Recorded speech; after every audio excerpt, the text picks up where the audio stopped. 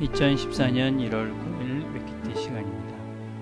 오늘은 하나님은 계시는가에 대한 문제를 같이 한번 생각해 보겠습니다. 우리가 지금 함께 듣고 있는 찬양은 참 아름다워라 라는 찬양입니다.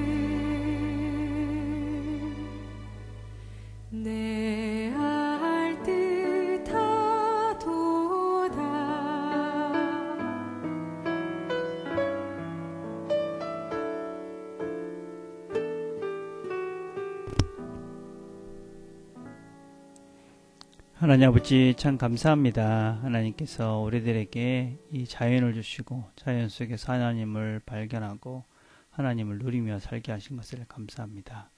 오늘도 우리 속에 허락하신 그 하나님의 형상을 늘 보며 하나님을 기억하고 또 하나님 말씀을 통해서 우리 자신을 깊이 돌아보는 귀한 시간 되도록 하나님 축복해 주옵소서. 예수님의 이름으로 기도드립니다. 아멘. 오늘 우리가 같이 나눌 말씀은 로마서 1장 1절부터 19절부터 20절까지의 말씀입니다. 제가 읽겠습니다.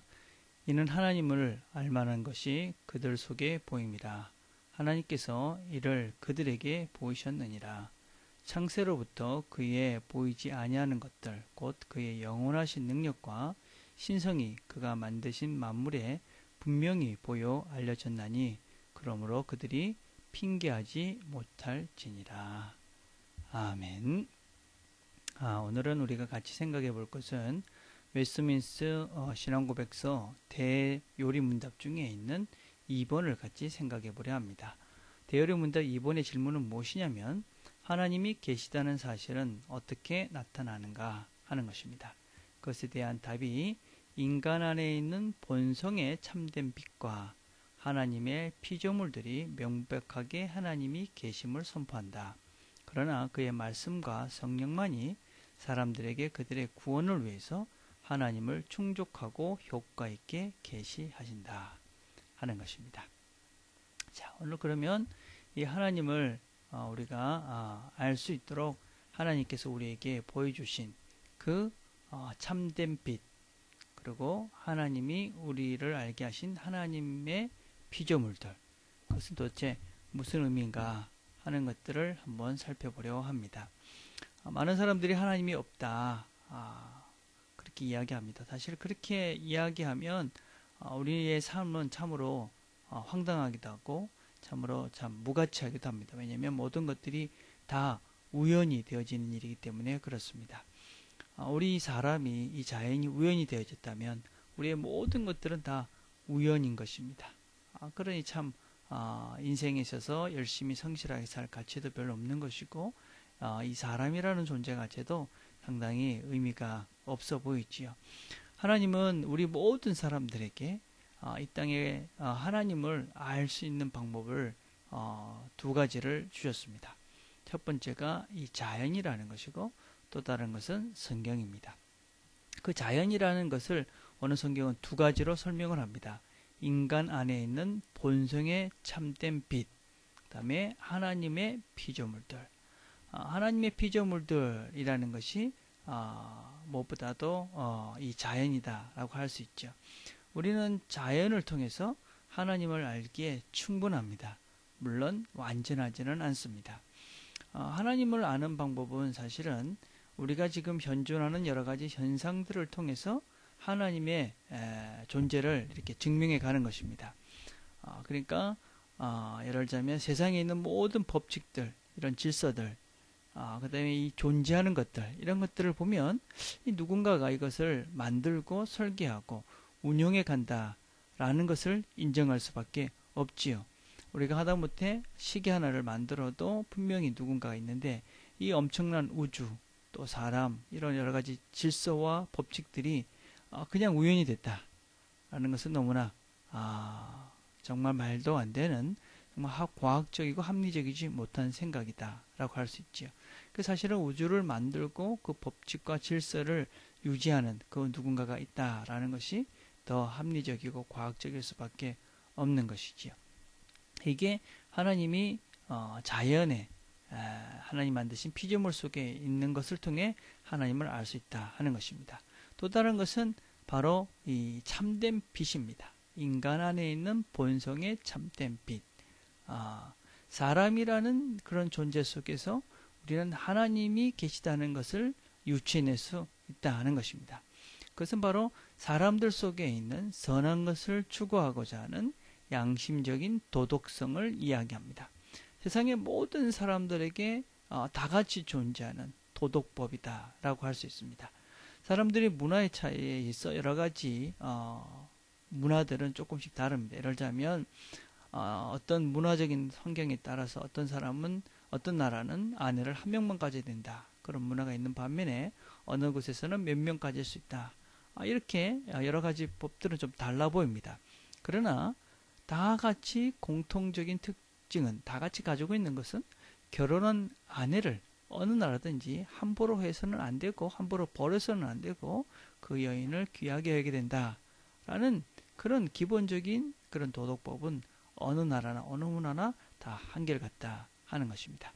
그래서 이런 자연을 통해서 또 인간의 어떤 내적인 선한 양심들 속에서 우리는 하나님이 계신 것들을 사실 알 수밖에 없다 하는 것입니다. 근데 사실은 우리가 조금 생각을 해보면 하나님을 여러 가지 현상을 통해서 유추해내는 것보다는 하나님이 계시다 이렇게 믿고 해석을 하면 훨씬 더 여러 가지가 해석이 쉽습니다.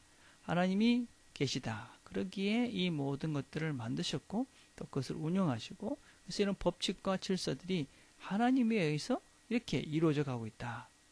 그러면 사실은 여러 가지 것들이 복잡해지지 않습니다.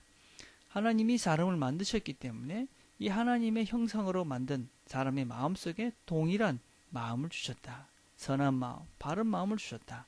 그래서 우리가 하나님 마음대로 살지 않으면 불편하고 그리고 힘들게 되어 있다. 이것이 훨씬 더 심플하고 단순한, 그런 어떤 면에서는 더 합리적인 그런 해설이다라고 할 수 있죠. 그러나 여전히 사람들은 이 사실을 인정하지 않습니다. 왜냐하면 죄로 인해서, 타락으로 인해서 자연을 통해 하나님을 볼 수 있는 능력을 상실했기 때문에 그렇죠.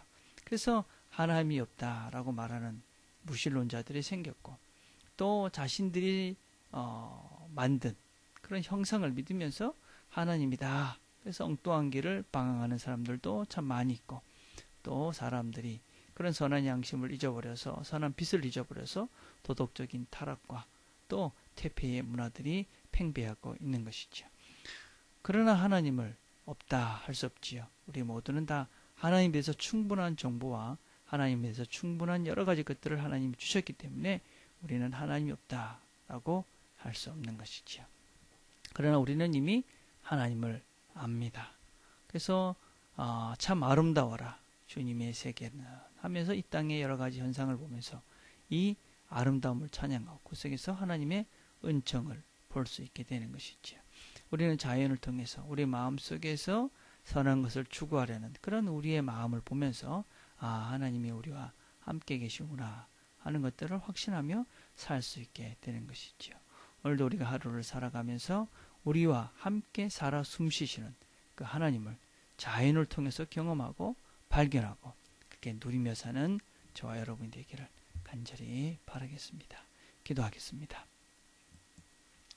하나님 아버지 감사합니다. 오늘도 우리가 대요리 문답을 통해서 하나님이 계시다는 것을 일반 은총 속에서 우리가 생각을 해보았습니다.